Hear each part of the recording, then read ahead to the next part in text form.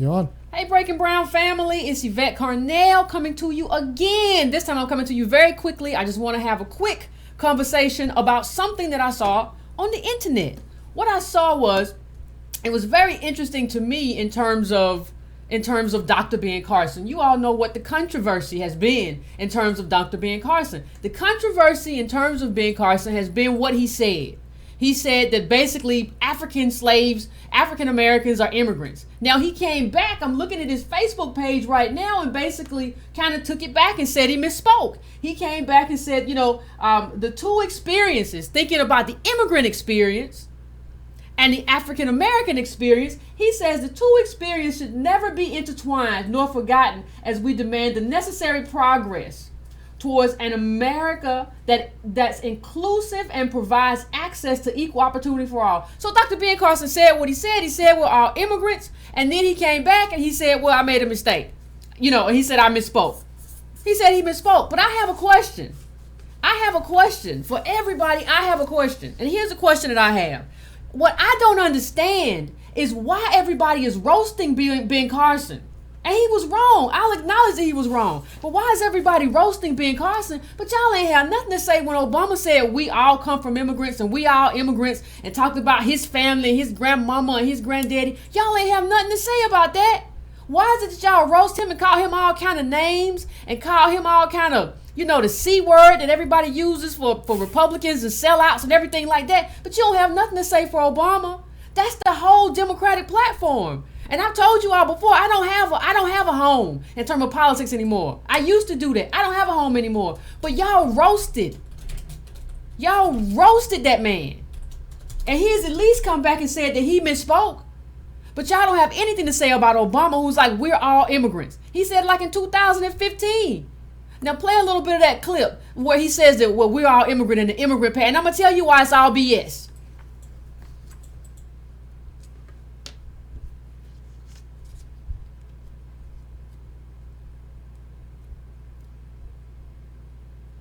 Hi everybody.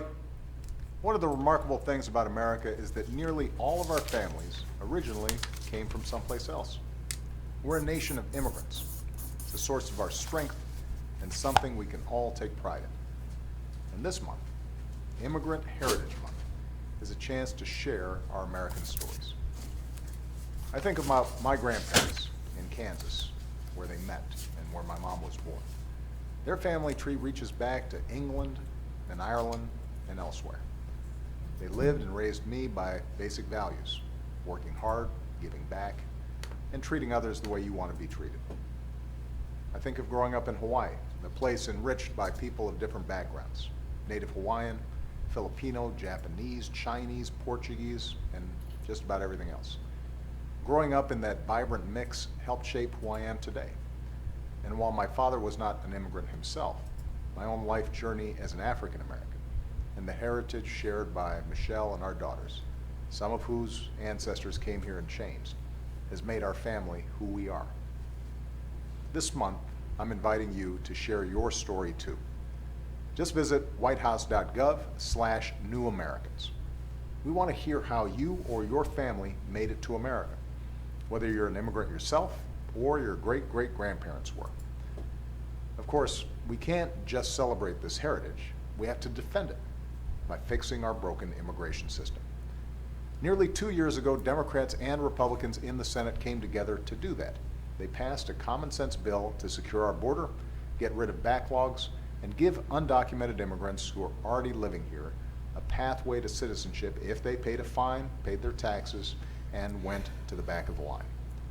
But for nearly 2 years, Republican leaders in the House have refused to even allow a vote on it. That's why, in the meantime, I'm going to keep doing everything I can to make our immigration system more just and more fair. Last fall, I took action to provide more resources for border security, focus enforcement on the real threats to our security, modernize the legal immigration system for workers, employers, and students, and bring more undocumented immigrants out of the shadows so they can get right with the law. Some folks are still fighting against these actions. I'm going to keep fighting for them, because the law is on our side. It's the right thing to do, and it will make America stronger. Pull it whenever you like. I want us to remember people like Anne Dermody, from Alexandria, Virginia. Welcome back. She's originally from Ireland. Okay, everybody, let's just think about this. Let's just pull Obama said enough. He said enough. Let's just think about what he said. Let's just think about what he says. We're all immigrants. Whether you came on a slave ship and whether you came here, as my grandparents did, and we can change stuff back to English or Scottish or Irish. Remember when Obama went to Ireland or somewhere? I think it was in Ireland that he said, "I'm home" or whatever, some kind of madness like that. Okay, what I'm trying to get across to you is this: it's not the same thing. It is not the same thing. You got to stop letting these people call us immigrants and saying we all come from immigrants. No. Before that act, the 1965 act, the Immigration Act, you can look it up. Before that, the majority of people in this country were like of British, some Dutch, and African slaves. So what you had was what you had was basically like Europe, West Europe and West Africa. You had Europe and you had people who came from slaves. And it was specific countries in Europe. We weren't talking about Czechoslovakia. We weren't talking about Slovenia. We were talking about very specific countries. Very specific countries. We're talking about Britain. We're talking about a few Dutch, and we're talking about people who came from African slaves. That's who it was. It wasn't this whole diverse, this whole bunch of people, not in big numbers. That's not the truth. There weren't huge numbers of all these different diverse immigrant groups. No, that wasn't the truth in this country for hundreds of years in terms of the majority people. We were not immigrants. We were property. There's a difference. We were chattel slaves. That's a difference. Stop letting people like Obama group us in with all these other groups. You're worried about Ben Carson, but at least he's come back and corrected himself. This is the whole party platform of the Democratic Party. But y'all don't get mad about that. Where's the anger for that? America should treat immigrants one way and natives another way. And people who were treated as property should get treated another way. There are groups here. But what Obama wants to do is take apart the groups so that you don't know the groups, so that you don't view yourself as a group that was treated as property. So you need special stuff. You need special allocations. Even native citizens who are white should not be treated in the same way that immigrants are treated. These are native people. There's supposed to be some value to citizenship. And what Obama is doing, and the Democratic Party as a whole, is convincing you that there's nothing special about you. You are just like the person that just crossed the border. I don't think that's who I am. So that I'm supposed to be the same. We come from slaveholders, African slaves, but I'm supposed to be treated the same as somebody who just crossed the border or somebody who just got here from Syria, because we all come from immigrants. And let's be honest about one thing. I'm going to make some people upset, but I want to be honest about one thing. Everybody says we're all immigrants if we're not Native Americans. We all immigrated here. That's not true. Let me tell you what happened. And it's an ugly, ugly story. One that I don't agree with. I don't agree with just slaughtering people and taking their stuff. But that's what happens. These people came in, the people who founded this country came in, slaughtered the Native Americans, and created a new country. It's not the same thing. That's called a conquest. That's not the same country no more. They took it over, snatched it from the people that had it, and created something new. And they used free labor from African Americans to do it. That's not the same thing as saying, well, no, it's not the same thing as saying, well, if only people who are native here are Native Americans. No, when they came here and created, when the founders of this country came here and created this, they created something totally new.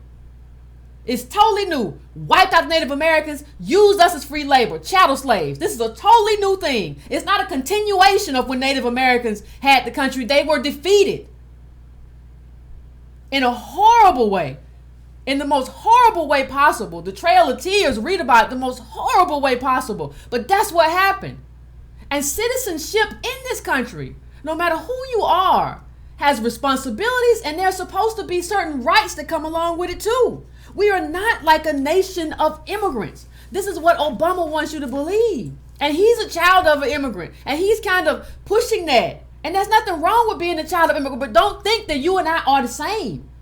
Don't think that we are the same people. That we are the same thing and we should have access to the same things. That we have the same viewpoint. That's not the way it works. And at least the people who supported Trump are like understanding that there's supposed to be some benefits to citizenship. That's why they want a wall. They realize that America's in decline and there are no more benefits to their citizenship. That's a big problem. That's a big issue. We don't even understand it. We view everything through exclusion and struggle. So because these people are excluded and struggling, they're just like us. Because these people are excluded and brown, they're just like us. Because they look black or brown, they're just like us. That's not the right prism through which to see things. You have to see your life through lineage. You have to see what they have. They were able to come to a land that had more, and they have a homeland, and they were able to come to a place that has more and send money back home. You, me, descendants of slaves have none of that. Those are advantages. And being a descendant of slave is something that comes with it's a particular problem that comes with being, considered property, disposable, garbage, based on easily identifiable marks like dark skin, nappy hair. And then you have some people coming over here who have dark skin and nappy hair and who are saying, no, that's not true. And they can say that because they're not from here, which proves my point that immigrants are not necessarily the same thing as African Americans. Two different categories. So stop letting people tell you that, because they're diluting our claim. Obama said something about we're a vibrant mix. A vibrant mix of what? A vibrant mix of what? Like, how does that vibrant mix and all those flowery ways to talk, how does that benefit us? Like, how does it benefit us to be a part of a flowery mix? Generational poverty is our problem. It's not, and so having immigrants live around us is going to fix that. That's like good for us. Or having some immigrants replace us in the workforce, that's going to fix that. That's going to be good for us. That's vibrant immigrant. That's having a vibrant immigrant population. It's not, so this is the problem. The problem is who is where we come from and what's being done about it. And right now we're being replaced. But the one thing you have to understand is that just understand that these are very distinct categories. Right. And these people, you don't have to think anything. Immigrants aren't bad people. That's not the point. Some of them are trying to do the best they can with what they got. That's not the point, though. The point is that we are a unique category, and this is a country with finite resources. From welfare to Medicaid to Social Security, we have finite resources.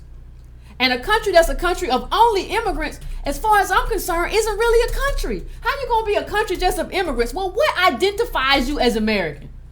Is there a culture? Is there a wealth? Is there a lineage? What does it mean to be American if it's just everybody's country?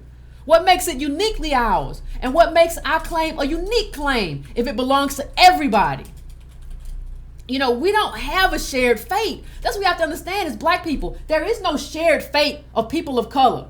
Well, people of color, all these people of color around the world get together. Heck, you can go to places, you can go to the continent of Africa and find people in different countries there that don't like each other. People say Asians. There are a lot of Asians who don't like each other. There are a lot of Chinese who don't necessarily like Koreans. There are Dominicans don't like Haitians. But we're the only people who are so naive as to believe being people of color somehow binds us to a shared fate. It does not. And continuing to believe that will lead you to the same place we've been in for a lot of years, which is absolutely on the very, very, very, very bottom. It's funny. Antonio Moore interviewed Sandy Darity from Duke University, premier, in terms of economics, this guy, professor there. And he said they're preferring immigrants, not descendants of slaves, because they're more docile.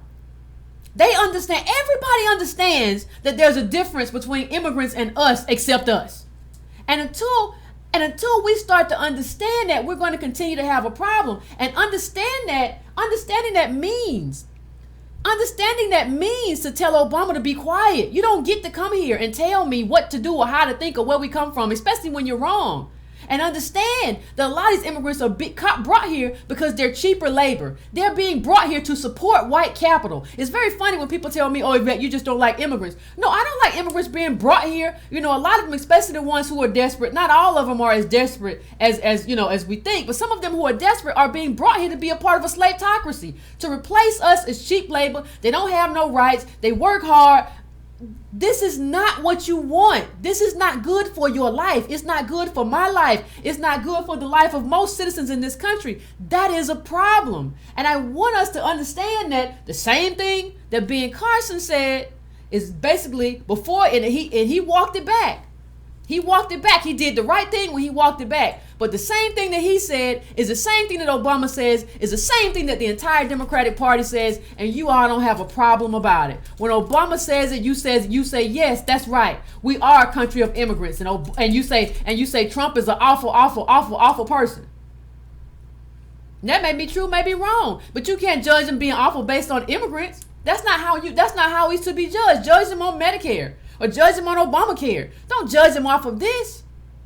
So, I just wanted to get that. I just wanted to have a quick conversation with you all, just to put that, in context and make sure you understand. It's something that I've said before. We got to start supporting policies, not people.